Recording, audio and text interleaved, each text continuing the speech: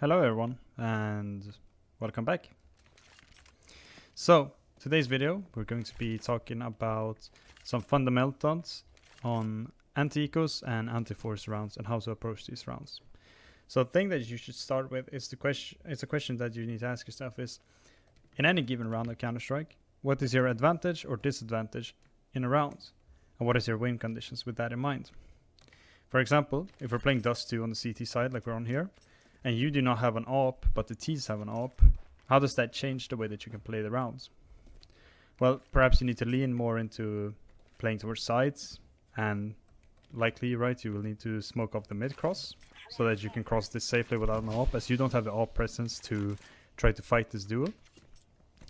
And you can't really maybe play a default round, right? The meta thing on Dust 2 CT, for example, is that you play the setup with an AWP playing here from short, or playing from ramp. Then you have a long player, and then you have your A rotation maybe going towards CT and two guys B, or this rotation player playing inside sites. That's maybe not possible if you don't have an AWP. So perhaps you will have to play the round differently. Now this is pretty basic and easy to understand, that a lot of people understand, even if they're not in the team or on a high level, we're just playing Face It, you understand that, okay, if they have an AWP, how does that change the way I can take the rounds?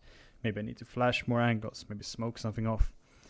And that's something that a lot of people think about actively or subconsciously all the time. However, I think that there's a lot of misunderstanding, especially on the lower levels and on Face It, and even in some teams on a decent level, to understand the advantages and disadvantages when we're talking about eco rounds and force-buy rounds.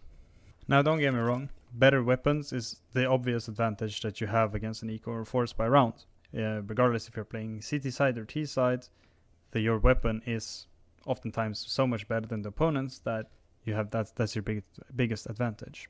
For instance, the fight here from long A to sight, if I have an AWP here or an M4 and these players here have pistols, this duel is obviously extremely favored towards me. And opposite as well, right? If the player on long, the T, has an AWP or maybe an AK, and I'm playing here with the USP, this fight is extremely favored for them. So theoretically, you can always utilize your better weapons and take long-range fights and have an extremely high win rate on anti-ecos. However, something that we've noticed primarily at the major, I've seen a lot of analysts and pundits speak about this, the fact that so many teams lose so many anti-eco rounds, is that you can't always force these long-range duels, because the idea of understanding your advantage or disadvantage in a round also applies to your opponents, obviously. If your opponents are on a force-buy round with SMGs or pistols or ecoing, they will also understand that they are at a disadvantage and think about the win conditions that they have. And oftentimes, their advantage is that if they can force, or their disadvantage is the worst weapons, and long-range duels are difficult, but if you can find a way to force closer range duels or push together on a side where you're having a man advantage, suddenly the edge of better weapons is no longer a guarantee of a round win.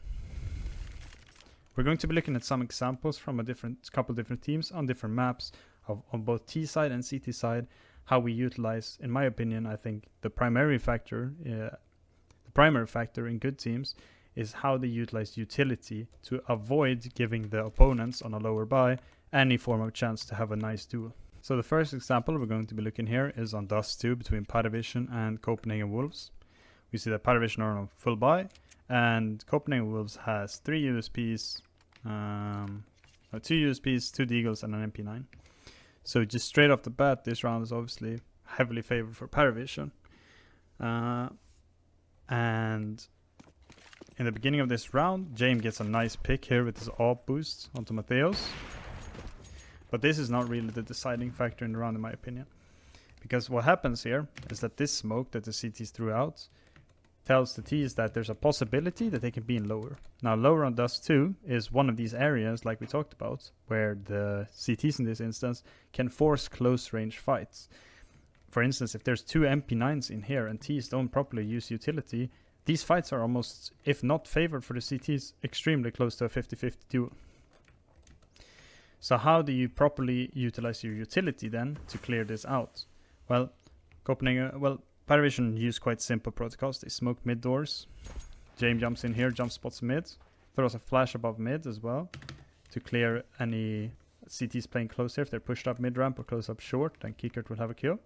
After this, KK throws a lower molly, and at the same time, we can look at Cielo, who's throwing a lower flash for Nota. There comes a molly, and he bounces a second flash as well. So they've now used, to clear out this singular area, they've used 3 flashes, a smoke from mid doors, and a molly for lower.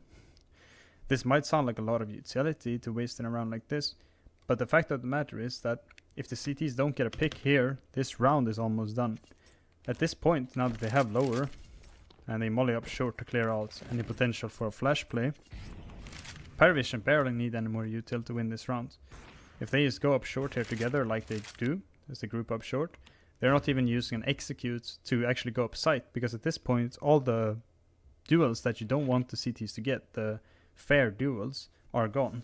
Any duels that they have left, they can now use just the fact that they have long range weapons and man advantage to trade out and win the round, which happens here. After a kill, we see 2 mollies flying in, sights clear, and this is a clear round win for Paravision. In the same game, we see another round here, where once again, Copenhagen Wolves are on a lower buy, with 3 MP9s, a scout, and a deagle. Now, once again, it's the same thing, right? The advantage that the T's have here is better weapons and money and utility. And the win condition for the CTs here is to force close range fights. And if the T's aren't properly clearing it, then they actually have a chance to play the round out, which happens here. We see the mid smoke, and this time Paravision are not as safe in being aware of this lower potential, right? And the 2B players here get caught off in this lower play. James pushing closer with an AWP. They're not mollying into lower this round. And as these MP9s swing onto Nota and Cielo, they only get 1-for-2 trade as the B push came in from behind as well. And now this round is all of a sudden a man advantage towards Copenhagen Wolves after that kill. And this is the instance where proper usage of utility, like we saw in the round before from Paravision, for instance, if they would have thrown a molly into lower, they've done the exact same protocols that they did on the last round, where they flash off close here and check this, and then they throw in a molly for lower and a double flash. Potentially CTs get 1 kill, but this is going to be a 2-for-1 for Paravision, maybe even 3-for-1, as both of these lower plays should die without getting a 2-for-2. Maybe the B guy comes in behind and gets a kill, but at that point you clear this out and you know there's 1 clear on B. This round is still very much ahead for Paravision. But with the lack of properly clearing out, this molly coming in too late and the swing coming in, no flashes, this round is all of a sudden a clear example of Copenhagen Wolves finding ways to force close range duels if the T's aren't properly aware of it. Now, I think everyone can agree that Vitality are by far the best team in the world right now. And in my opinion, one thing that makes them so good is their consistency and their mental strength. They very rarely lose rounds, in my opinion, where they're advantageous. When they are playing as a lower buy, they very typically win the rounds convincingly and build money, and in such a way, their games are very consistent. And this is a clear example of that in the match in the final against Mongols and Inferno. We're going to be looking at 2 rounds from Vitality here. Now this first one, Mongols are on a force buy round. They have Tech 9s and a Deagle, right? Vitality, while they don't have full AKs or Enforce, they still have a very clear advantage in this round economically. So to start off with, Vitality listen for an early rush, ready with nades. So once again here we're looking at the utility that they're using, right? They're not forcing fights here if the T's are rushing, they're using utility to give the advantage using nades, making the duels as unfair as possible. When this push doesn't come in, they rather set up for this re-aggression with a molly for the half-wall position and a flash out. Now in this instance, Techno does get a kill, but on the other hand, Vitality actually get the top banana control here, and with that they can actually leave Apex solo B here with a second nade stats as they over-rotate to the A bomb site. After Messi rotates off, we can see that the fights towards A, whilst they are in a way decided on aim, with fights from Rops and Cyber going their way, they also have the ability to take these fights now because they know that they have the third man in Messi here to clean up. In case one of them dies, he can support and come into the site and help them out. And this turns out to be quite a clean round win for Vitality when it all settles. Another thing that's important to note here is the timing of when Vitality used this, and this is not necessarily to glaze up Vitality, but again, I think they're very, very good at showcasing how to use utility and subsequently also timings and understanding how the T's can actually win the round, the win conditions of the T's in this instance. As they're doing this B aggression, we can see what's happening on the A-bomb site. Saiwu smokes mid just before this push out on B. So just before the T's will have the info that there's 3 CTs over here, they block A. So if anyone wants to try to react up A here, they have to force through this mid smoke, and Saiwu with an AK against a Tech 9 on the other side, this is almost an impossible duel for any T's forcing the fight. We can see the same thing for Rops as well, who blocks apps slightly later to not smoke at the same time. But once again, if the T's are trying to react out apps here, Rops has a major advantage in this duel. So not only do they have the better weapons, but they are showcasing very clearly how you can properly use utility to make these fights for the T's almost impossible. We're going to look at one more instance of Vitality against Mongols and how they use this. The nades, that is, to get the advantage in the round and not just use their better weapons. Vitality are, this is round after, they are still on a full buy, and Mongols force back with some Tech 9s and they go for a B rush. On Dust 2 we talked about how lower is a way for the CTs to force close range duels, while on Inferno, for both CTs and Ts, pushing banana area here is the way that you can force close range fights.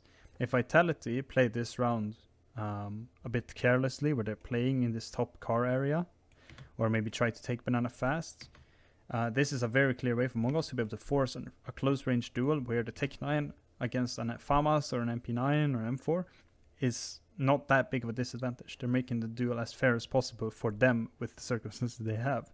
Vitality's goal here is to make the duel as unfair as possible for the T's by using nades and range.